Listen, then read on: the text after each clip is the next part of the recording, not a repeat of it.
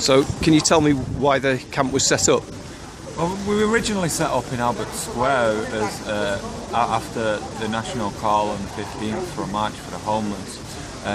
Online I saw that a couple of other towns and cities were doing something, and then off that, all of a sudden online there was a call for an occupation of Manchester Town Hall Square, which is Albert Square, until Manchester Council effectively deals with the homelessness situation rather than just brushing it under the carpet and giving ridiculously low figures of how many people are homeless.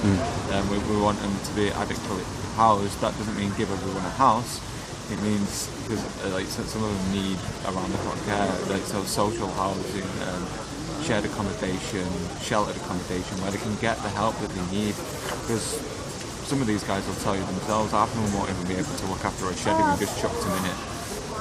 They do need serious help. There's mental issues, there's drug issues that people are trying to tackle because of being on the streets and feeling that they had nowhere to go.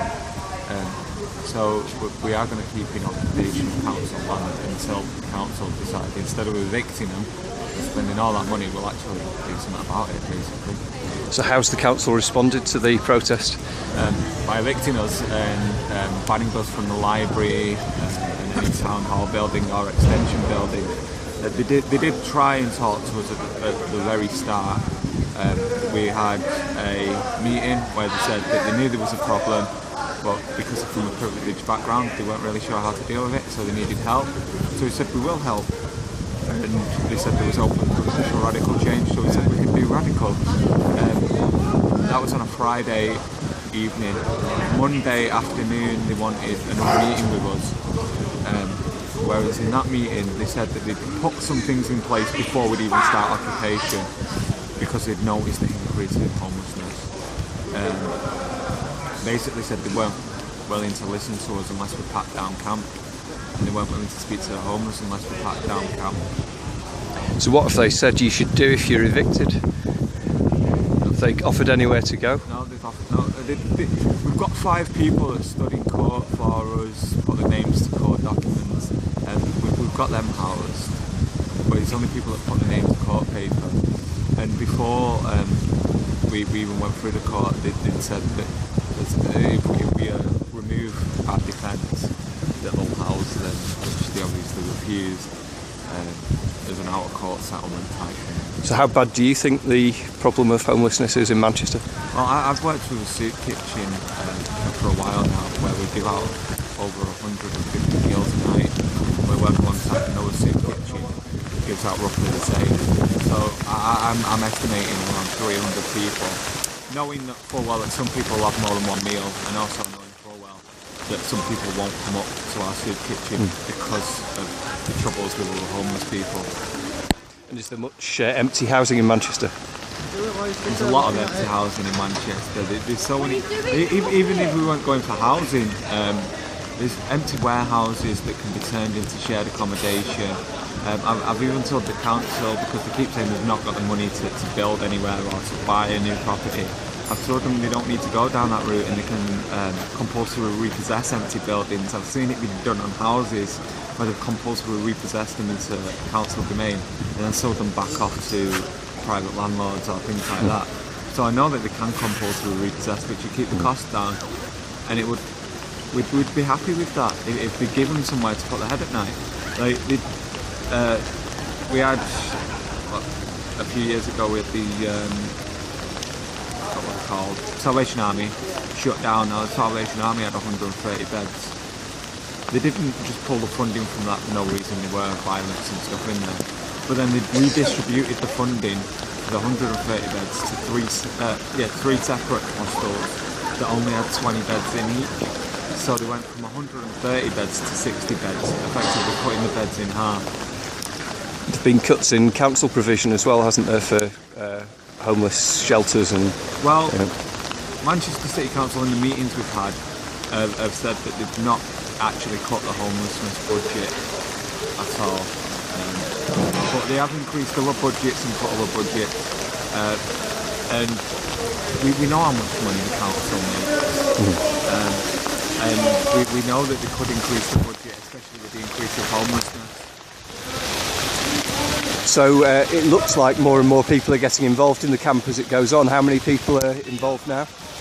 Last count we estimated about 30, but after the little stunt that we've just pulled of trying to occupy the marquee, I think that's going to get us more people to come. Yeah. Obviously today we've got a lot of people that have come down just to try and stop the eviction from taking place.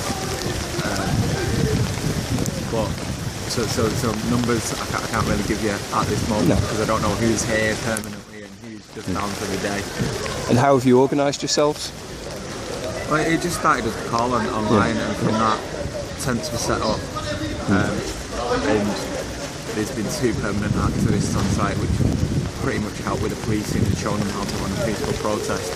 But the organisation is mainly come from the homeless that want to campaign, want to get their voice heard, and not be ignored anymore.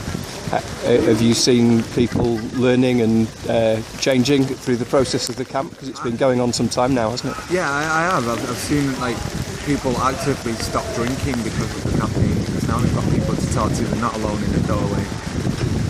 We've had brilliant donations of warm bedding and stuff, so they don't need to drink at night to keep warm. We've also seen them wanting to get a lot more political, trying to find ways on how they can get a place just before the election. They really do want to make a change. We've got some homeless people like that, like the fact that we've got housed, that will go home at night, back here in the morning with food and stuff, and still fully support and want other people to be housed. Whereas I know before homeless people were very selfish and just wanted themselves because they thought they were alone. Now they know that they're not alone and people care and people want to help them. Now they've been housed adequately, they want to come and help others. So you've now moved to St Anne's Square. What are the most important things people can do to support you? Well, with us having to move and it being raining today, dry blankets and sleeping bags are vital yet again, because I don't see us getting them dry anytime soon. If we could have successfully occupied the marquee, I could have got the gas burners on it and tried drying them out a little bit. But we were threatened with arrest, so we had to leave. We're a peaceful protest and we don't want needless arrests. How can we fight for the homeless if we're all in jail cells? Is there anything else you want to tell people? As I've been telling everyone else that's interviewed me this time, is there anything else I want to say? I personally openly say, don't give the homeless money, because a lot of them do go and spend it on booze and things that don't help. So buy them food if you've got that.